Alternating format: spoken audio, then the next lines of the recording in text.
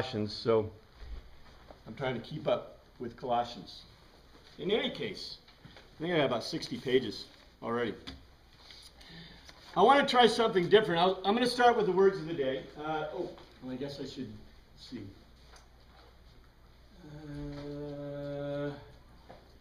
I see mostly familiar faces, but I'll just give the regular spiel. Number one, I don't teach theology and doctrine, but you guys know that. I teach only what I can prove, what we can prove historically, linguistically, and culturally. That's what we do, is we look at the history, the language, and the culture. And so what we're going to do is we're going to look at Colossians, and we're going to see what does Colossians really say in the Greek. Because that's what I'm familiar with. I know Greek, and I'm very happy to do the Greek. So, and don't ask me to speak modern Greek. I don't do modern Greek. I do ancient Greek, and I do classical Athenian Greek as opposed to like Koinean Greek. But we'll talk about that. We'll get into what that means. But in any case, we're going to look linguistically, culturally, historically. So if you ask a question that's theologically based or that's opinion based, because I try not to deal with opinion at all. That's okay. I'll answer any question, or try to answer any question. I'll tell you if it's theological or doctrinal, or if it has to do with opinion, and we'll try to identify that. Because what we want to come out of here with is a knowledge of Colossians, to know what does Colossians say historically, linguistically, culturally. And I'll explain what that all means, because what we're going to start with is an introduction to culture. Now, the way I do the class, you guys know it, we always have the words of the day, the Greek words of the day. They're never sufficient, but that's okay. Greek's pretty easy as long as you can figure out what letters mean what in English sounds. We'll do transliterations. If you go to ldalford.com or lionelalford.com, or if you go to the church website, you'll be able to find the class, because for my kids and for whoever wants to watch, I videotape these sessions, and you can also find my other classes and older classes and newer classes. Just look under the educator button. If you go to the website for the church and you look under the Sunday school classes, there's a button that goes to a special website that my son set up that has all the, it's a Google site or something, I don't know. I just do what they tell me to do. It's good for their education, I guess. But in any case, that's the way the classes work. Let me see. I should also note that I use terms that may not be familiar to most Bible study people, because I like to use terms, for example, New Testament documents. There's two reasons why I use that term. Number one, if you go to church, or if you go to school, or you go to work, and you have a New Testament, a collection of New Testament, Old Testament documents on your desk, who can complain, right? If you have a Holy Bible on your desk, people have complained. So take your New Testament, Old Testament documents with you to work and to school and study them. That's cool. I'm also, translations are great. You should not stop reading your translations. You and the comparison is good. But like I said, we look into the Greek to see what the Greek really means and says. And sometimes it's different. Usually it doesn't change our ideas of doctrine or theology, but it's important to know what does the Greek say. Because, by the way, the New Testament documents in Colossians is written in Greek. So it's a good idea to look at it in the Greek, and that's what we're going to do. So, let's start with words of the day. Words of the day.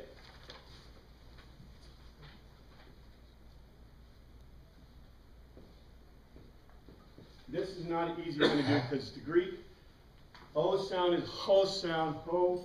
And if you combine this with the, in the proper case, teen hodos. Anybody know what teen hodos is? The way. Teen hodos is the way. I'll talk about that in a minute, what that means. CH, this is CH sound, R-I-S-T-I-A-N-O-U-S, Christianos. Christianos, anyone want to make a guess on that one? Christian, Christianos, Christian. C-H-A-R-I-S, Charis. Charis? Charis is a word that we translate grace. It really means graciousness, and it comes from chario. Anyone want to venture a guess what chario is? Charity. No! Charisma. Chario is like, if I'm Italian and I greet you, what do I say? Ciao. Ciao! When I say goodbye, I say ciao. Guess what the Greeks say? Chario. In ancient Greek, when I greeted you, I'd say chario. Chario. And chario, basically, charis comes from chario. It's a greeting. What did the angels say to Mary? Charis.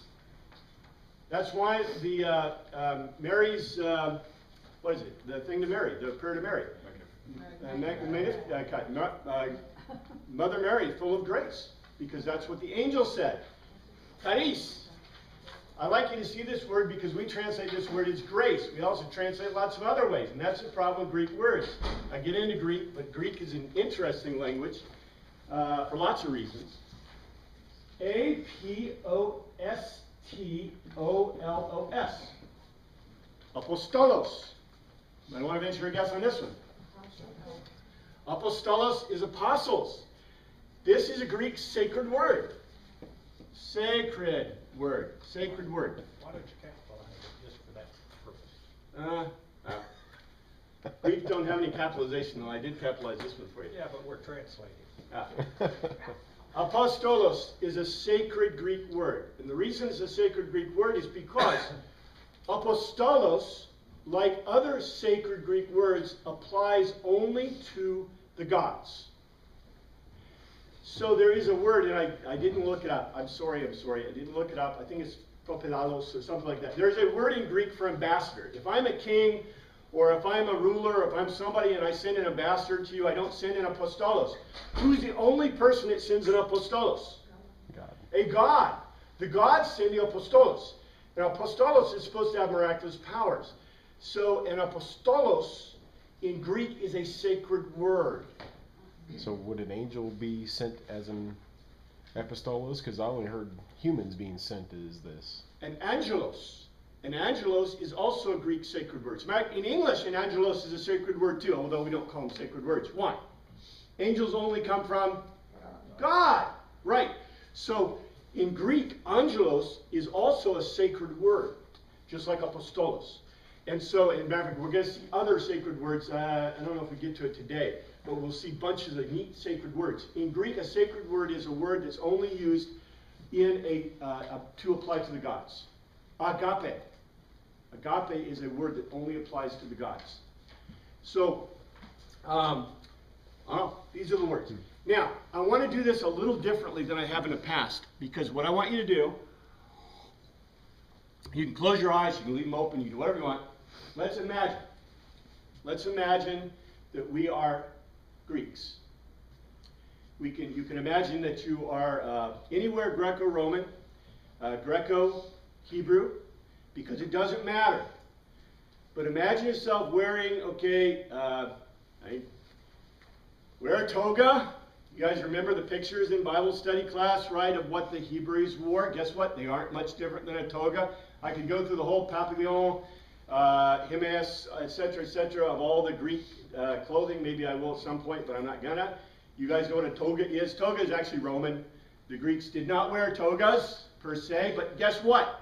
When the guys want to dress like that, they all look like togas to me. Right?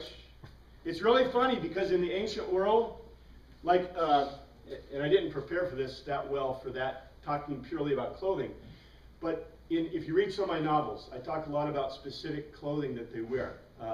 The different types of robes that are worn in Greek have different names, and they're very specific, and you better get them right, because, we'll talk about it in a second. But in any case, for example, the Hebrew clothing, too. In English, we do the same thing. Right? Jacket, coat, shirt, pants, right? In ancient cultures, even though they all look like robes to us, whether it's an outer mantle, outer robe, the way it's wrapped, all depends on what it's called. And so, imagine yourself wearing some kind of clothing. There's no underwear. No one wore underwear.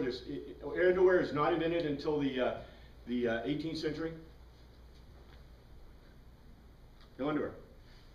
You're wearing a robe. It may be the only piece of clothing you have. You guys remember reading those novels back in the Robin Hood period? Right? And what did they give to them? Clothing. Sets of clothing. Because in general, most people in the ancient world only had one set of clothing. That's it. So when you send it out for dry cleaning, you're naked. Nudity in the Greek world is not a big deal. We're picturing this picture. There is no furniture, no chairs. A table, there are tables. Tables are made of wood. Generally, they're very low. Like, imagine what you see in Japan, for example, that people sit around. When you, let's see, I've got my notes, but I just kind of want to do this just kind of as it flows, because it's really good for us to kind of figure this out and see this. So you were wearing your togas, your long, or togas, your hippolon, your himea. You're wearing them, they're long, they go to your legs, and you are not sitting in a chair. You are sitting on the floor, maybe on a cushion, if you're lucky, if you're wealthy enough. Of course, if you're clothed like this, you probably are reasonably wealthy. If you're, you would be sitting on the floor. Usually, you could have been reclining, though. We're right now in a more academic setting, so you'd be in a lyceum or a shula or a gymnasium, and there are three different types, really, in the Greek. So you would probably be sitting on riser seats that would be made of stone. So there would be like like steps, the way it works. So I'd be standing in a center of an area, and you've seen pictures of this probably in the lyceum, for example. I wouldn't be standing. Generally, when you did an oration, you would be standing, but when you were teaching, you would be sitting. As a matter of fact, we see that because, remember, the rabbis, the pastor did this last week, when the rabbis taught, they would sit in the midst, and he would sit on the floor. Children's sermon. Okay? Children's sermon. Very rarely did they have, there are chairs in the ancient world, but who had the chairs? Who sat in chairs? The kings. Kings, royalty. You see chairs. Matter of fact, that's the only people that really sat in chairs. If we were in a group, where would the women be? In Greece. We're Greek. They'd be separated. They would be at home in the gynoecium. The women would be in the gynoecium. They have their own opening into the house. Men do not come to that opening in general. Men do not come into the gynoecium except for the master of the house. Women would not be here because they would not be allowed, number one, in educational setting, and they're not allowed out of the house unless you're a hore, prostitute. There are different degrees of prostitution, both in Hebrew and by the way, let's remember this.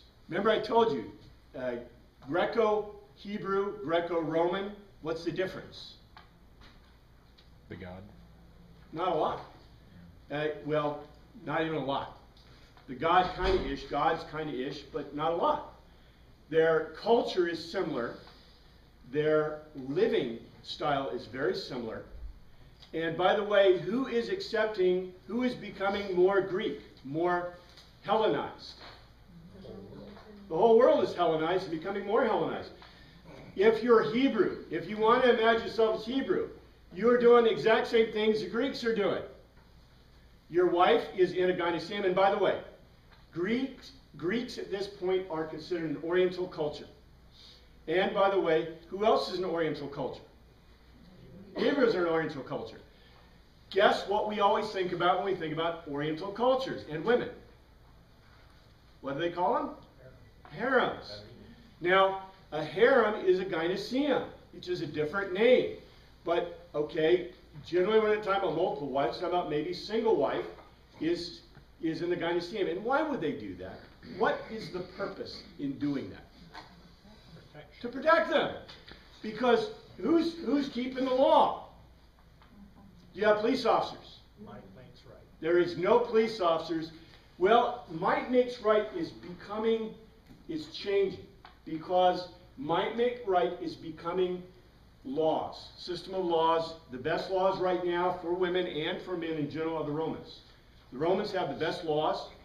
They have control of the world. Okay? And Pax Romana.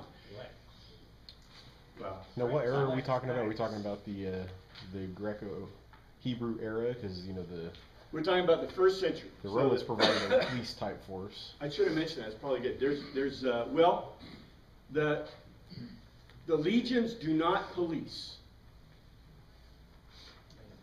They enforce. Yeah, that's and they don't really enforce law per se. Mm-hmm.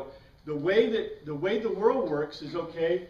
You individually, as a man, protect your family, right? And the way you do it is in Greece, it's your demi, your tribe, your group, your demi. It's a political unit by this time in Athens. But your demi, basically, if a woman is being attacked or a person is being attacked, what do you call for? Your neighbors, your relatives, the people around you, and they come running with pitchforks and knives, and they protect you. That's the way it works. It's I wouldn't put it that way, but it basically, this is the way the world works. It's called comitatus law. Comitatus has come out of style as a word, but comitatus law, basically a law based in tribalism. Basically, that's the way you protect yourself. And so you may have laws within your culture, but the way you do it, well, look how they did it. We're very familiar, aren't we, with Hebraic law. In Hebrew law, it says, don't murder. Well, how did you punish murderers? By death. Well, you went out and killed them. So if somebody murdered someone in your family, do you remember the problems that David had because there was a feud going on between some of his generals? And so one of them killed the other. Do you remember that? Because he had killed a relative had been killed. And so it's there's another word for it, but it's tribal feuds. Feudal type feud. There's another word for it though. Venging. Yeah, vengeance. You avenge your family. That's right. And so you, in this century, okay, remember, you're wearing your robes. You're sitting on the floor. You are basically, in charge of protecting everyone. Now, who's protecting you? Hopefully my neighbor. What you got to realize is all cultures until the 1800s, were slavery-based cultures. Slaves are about 2/3 of the population in Greece. Slaves are probably 1/2 to 2/3 of the population everywhere. So right now, if you are middle class, if you are a free person, who do you own? You own at least 2 other slaves for every person in your household. So you own slaves if you are middle class. Now, if you imagine yourself naked and dirty, you're probably a slave. Most slaves are women, by the way. Why? Husbands got killed in battle. Well, generally slaves are taken by conquest, but it's easier to control women. Plus, in the cultures we're talking about, who do you want to have around? A bunch of ugly guys? Those guys would never work here in this society. They work at the mines. They put them in the mines. Remember, if we're in Athens, what is Athens' main way of making money? The silver mines. Silver mines in Athens, and they're mined by slaves. And the chemicals that we use in Athens, this is before OSHA, the chemicals kill people pretty good. So people died like flies, in the mines. And most of it was because of the refining process that's used. You use mercury to get the silver out, and then you melt the mercury, or you heat the mercury until the mercury vaporizes. People breathe that. Terrible stuff. But in any case, in lead, you have lead and whatever. So, how about money? Where's your money? Well, there is money because money was invented in 600 BC in Lydia. And money is the lifeblood of the Greeks. The Greeks were very early into the money thing. So, but how much do you have in your pocket? You know how many pockets? Ha! Your slave or your steward carries your money. People who have money don't carry their own money, and you generally don't do your own transactions except under special or certain circumstances. In my book, I know on the second mission, I showed some stuff, but I also explained what I was doing in the front. So, you know, how much freedom did women have in the marketplace? How much freedom did women have? I suspect women had more freedom in the marketplace, especially middle class and lower class women, than the higher class women, the upper class women, the wealthier class women. Because how are you going to keep them down, guys? Right? I mean, what do women like to do? I mean, sorry, that may be a gross generalization, but I'm just glad it was the women that said it. But the women said it. Did you hear them? Okay. And so how are you going to keep them down? In general, probably, you know, going to the marketplace with slaves was common even for the wealthy class women, although we don't have a lot of records because women weren't writing the records in general in Greece, mostly guys, and they weren't really interested in domestic affairs. What were they interested in? Philosophy. Philosophy, etc., etc. We'll talk about that. That's a big deal. But in any case, okay, you're sitting there on the floor in your robes and you're thinking about dinner. What is your dinner going to be? What are you going to eat for dinner? Roasted lamb shake with nice herb. A bowl of grain. How about meat? You have any meat? You get meat, okay? If you're the average person in Greece, in Athens, Athens has more festivals than almost any other place. They have about 10 or 12 festivals. Can't remember off the top of my head. I've taught class on the festivals in Athens. But you get about 10 or 12 festivals in Athens in a year. So guess what happens at every festival? Sacrifices. They sacrifice animals. And when they sacrifice animals, what do you get? Meat. By the way, the temple area is really close to the marketplace. And so whenever you bring your kids to the marketplace, what are they begging you for? Meat. Because the kids, you know, if you're in Athens, you maybe get meat 12 to 10 times a year. But if you're Hebrew, how many times you get meat? What is it, 3 main festivals? You have 6 festivals. You have the 3 pilgrim festivals and you have the 3 other non-pilgrim festivals, main festivals in Israel at the time. So you get to eat meat for sure on, well, the men do, on the 3 pilgrim festivals. Because every man has to go to Jerusalem. And then they do the sacrifices, and guess what they get to eat? Meat. Because how do you get meat? You have butchers? Only the Hebrews had butchers. Kosher butchers. Everybody else in the whole world, how do they get their meat? It's sacrificed. All meat is sacrificed. Yeah.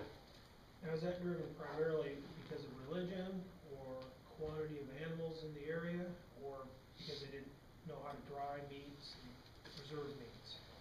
That is a beautiful question. They knew how to preserve meats. They knew how to take care of meats. Meat is not ubiquitous. There's not, you know, I mean, if you're agrarian culture, what do you do with your animals? And by the way, let's see, I'll talk about, I won't segue yet. Why do you think the way you think? Now, this is really important because what I'm going to try to do is I'm going to try to immerse you in the culture of the Colossians. I want you to see what the Colossians culture is like. And so right now, you got to wipe your mind. In our world, what causes things to happen? Why does that drop to the floor in our world? Gravity. Gravity. All right. Now, going back to Greece, 1st century, what causes this to drop to the floor? A godly force. The gods. The gods cause every single thing to happen. Why does your body work? Physiology. No, that's what we know. Oh, you. But I'm a Greek, 1st century. Why does my body work?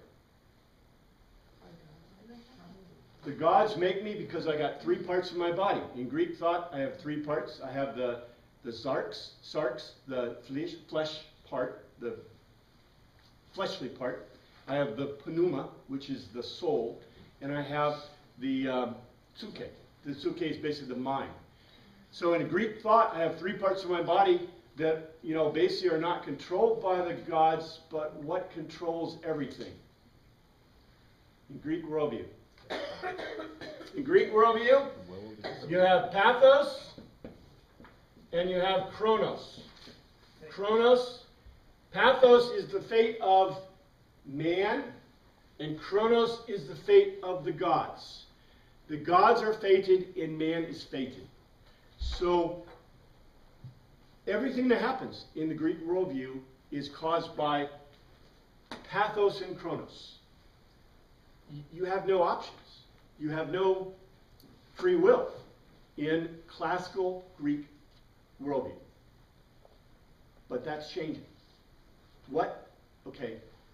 Does anybody have an idea what is causing this to change? What is causing the change from the idea that everything is fated in the world? We found out we can change things. What's that? No. It's way older than that. About 500 BC, we start to see the beginning of what's called the legal historical method. I'll get into that. In about 300 or at least 400 BC, we see what's called logic. So this is legal historical. This is logic. And about 300, 350 BC, we see the beginnings of scientific method. The Greeks gave us the 3 ways to know truth. And so with those 3 ways to know truth, as you begin to see the truth of the world, what suddenly begins to happen in your brain? So is that what Socrates was killed for, as he started bringing that out? Yeah. Socrates was killed basically for, he was not the inventor of logic, but we consider the beginning of real logic or philosophy about 400 BC. I mean, that's the death of Socrates, 399 BC. So that's just an approximate date. I mean, don't say that's the beginning of logic or beginning of philosophy, but that's kind of the date, the death of Socrates, 399 BC. So 500 BC is the time of Theodocles. Yeah, Theodocles, Herodotus. They wrote, their histories about that time, so the beginning of the historical legal method. In other words, in the legal historical method, what is suddenly important? What's important before the legal historical method to write down? First person accounts. Oh no, there's no person account, no accounts of history at all before this, really. What are you writing down? What's the Bhagavad Gita is writing down? What are the Old Testament texts writing down? What are the texts of all ancient religions writing down? What the gods are doing? What the gods are doing. Yeah. It's just interesting that the Old Testament gods, Elohim, is really interested in how he interacts in human history. So we get some great historical documents, the Old Testament documents, but that's an oddity. Because every document before about 500 BC, every document in the world is about what the gods are doing. Remind me, when was the old Pentateuch written?